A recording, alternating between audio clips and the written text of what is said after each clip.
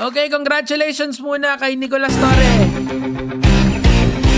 Dahil siya po ang nanalo sa boxing match nila ni Baste Duterte. TKO by default.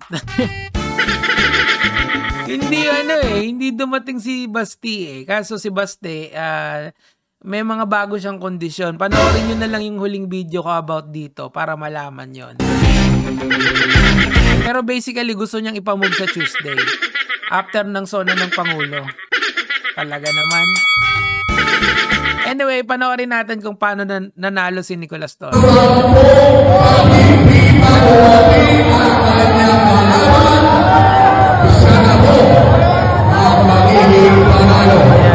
So sabi nung announcer, bibilangan daw nila ng 10 yung kalaban. Pag hindi daw dumating, siya na po ang panalo. Tuloy.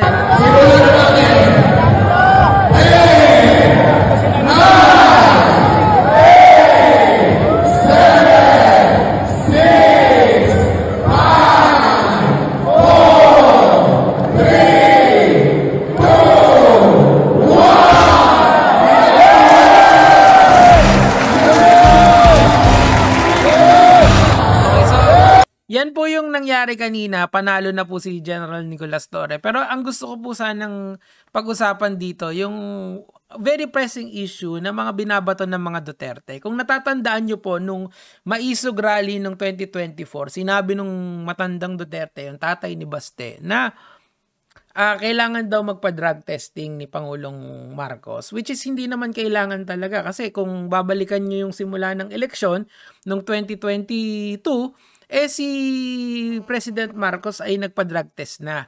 Now, bumalik tayo dito sa sa video na to kasi kinol na naman ni General Nicolas Torre yung hair follicle test ni Baste. Ayan na naman, round 2, fight!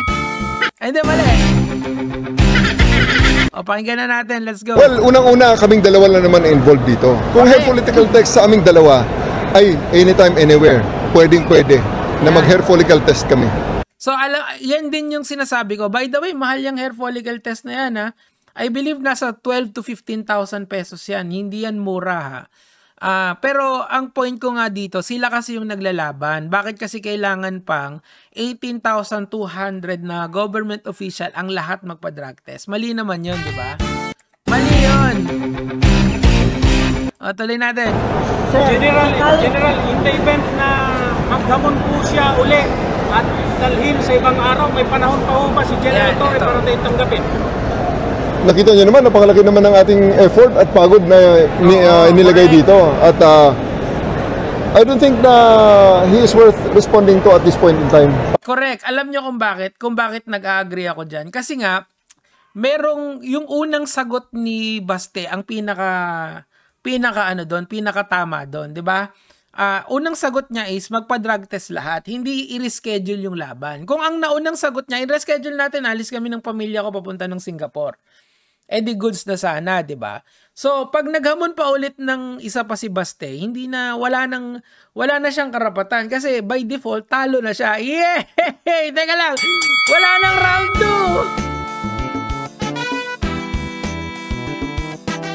2. Dali natin.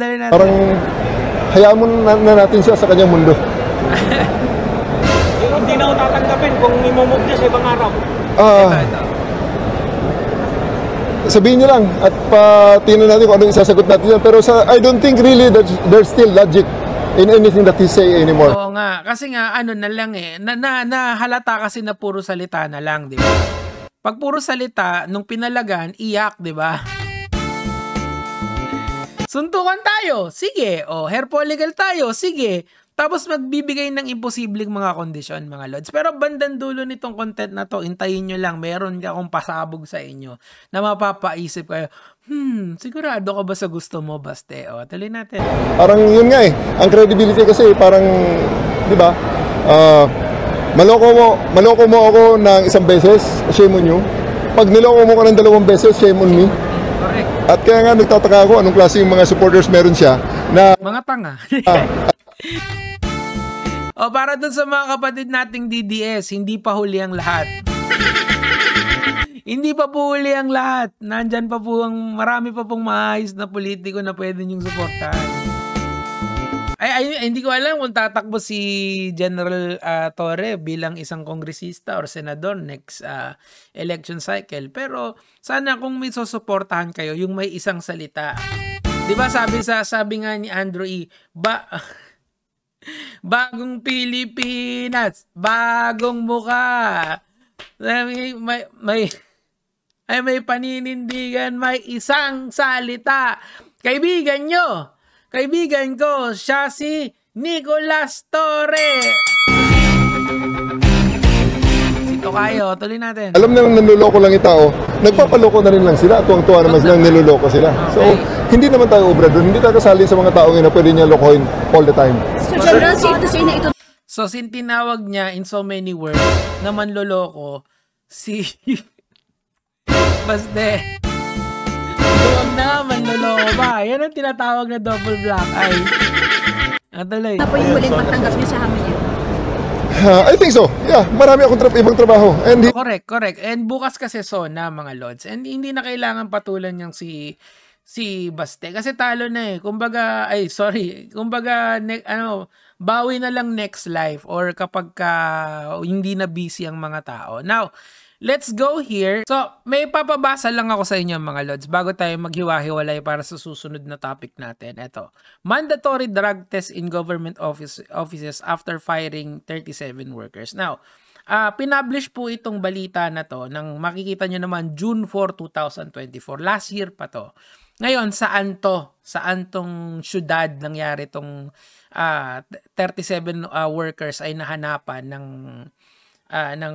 positibo sa drugs. After the dismissal of 37 city employee due to illegal drug use, Davao Mayor Sebastian Duterte now plans to conduct mandatory drug tests in all government office in the area. Ibig sabihin, doon sa mismong Davao, meron siyang nahuli na 37 employee niya. 37 employee. Ayan o.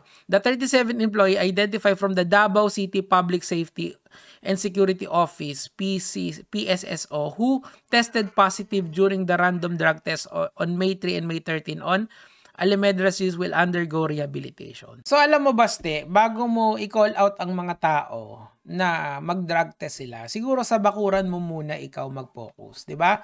Kasi nonsense na eh. Gusto mo lahat ng government official magpapadrug test, gobyerno magbabayad niyan, tax money ng tao niyan, sa sarili mo ang bakuran, maraming nagloloko, 37 pa oh. And 37 lang yung nahuli. Paano pa yung mga hindi nahuhuli? Ang punto rito, practice what you preach. Bago ka ngumasngas dyan ng drug test, ayusin mo muna yung bakuran mo.